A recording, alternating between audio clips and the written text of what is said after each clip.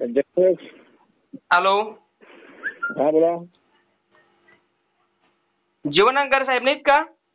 हा बोलतोय, बोला साहेब. हा, तू वेगळा आवाज येत होता ना त्याच्यामुळे म्हटलं. आवाज आवाज वेगळा येत होता ना त्याच्यामुळे.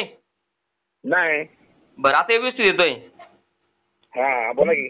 काल जो तुम्हाला पुरस्कार भेटला ते मला व्यवस्थित सांगा. ते रेकॉर्डिंग करून ग्रुपवर टाकायचं आपल्या युट्यूबला. बर बर. त्या पुरस्काराबद्दल मला सविस्तरमध्ये सांगा. तुमचं पहिला मुळात म्हणजे जीवनांकर साहेबांचं कोल्हापूर जिल्हा या सचिव या नात्याने संघर्ष ग्रुप महाराष्ट्र राज्य संस्थापक अध्यक्ष संजय अनोट साहेबांकडून व प्रदेश अध्यक्ष कमिटी पूर्ण सदस्य पदाधिकाऱ्यांकडून तुमचं खूप खूप अभिनंदन. थँक्यू साहेब. बरं, महांकारे साहेब मला सांगा, तुम्ही हा पुरस्कार आपल्याला कोणत्या संघटनेकडून मिळाला, कसा मिळाला? हा पुरस्कार जो आहे कोल्हापूरमध्ये द युवा ग्रामीण पत्रकार संघटना बर यांच्या मार्फत आपल्याला मिळालेला आहे. बर. त्यांनी आपल्या कामाची कोल्हापूर जिल्ह्यामध्ये जे आपण आपल्या संस्थेमार्फत जे आपण काम करतो, वाहन चालकांची मदत जी करतो, बर, या मदतीची दखल घेऊन बर कोल्हापूर जिल्ह्यामध्ये संघर्ष ग्रुपचं काम आपलं चांगलं आहे. बर. ह्या उद्देशाने त्याने आपल्याला तो पुरस्कार दिलेला आहे. बर. तुमच्या सर्व टीमचं खूप खूप आभार. सर्व पश्चिम महाराष्ट्र टीमचं पण आभार. आपल्या सर्वांचा आभार आणि तुमचं सर्वांना खूप खूप शुभेच्छा. आणि त्या कार्यक्रमासाठी स्वतः जीवनांकर तुम्ही स्वतः उपस्थित होते.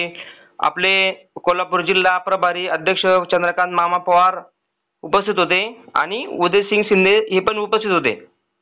दादासाहेब पवारे आणि नितीन सुर्वे शहराध्यक्ष आणि दुसरे शहराध्यक्ष. ज्यांचं कोणाचं माझ्याकडून नाव राहिलं असेल त्यांची माफी मागतो. आणि तुम्ही असंच काम करत राहा अशी तुम्हाला शुभेच्छा देतो. आणि संघर्ष ग्रुपचं नाव असंच पुढे पुढे पुढे पुढे नेत राहा. Okay, thank you sir. असंच आशीर्वाद आमच्या पाठीशी तुमचे राहू द्या.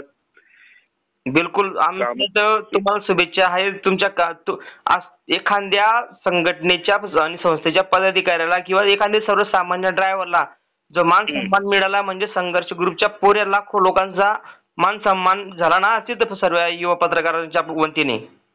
बरोबर बरोबर. आणि सन्माननीय आपले जे युवा काय सांगितलं तुम्ही, द युवा ग्रामीण पत्रकार संघटना, त्यांचे पण मी आभार मानतो. द युवा ग्रामीण संघटना पत्रकार संघाचे आणि सर्वच पत्रकार बांधवांचे पण आभार मानतो. कारण की आपल्याला वाहन चालकांना जेव्हा ई-दंड कायद्याचा जो मनगटीवर बसले होते तेव्हा पत्रकार साहेबांनी आपल्याला खूप मदत केली.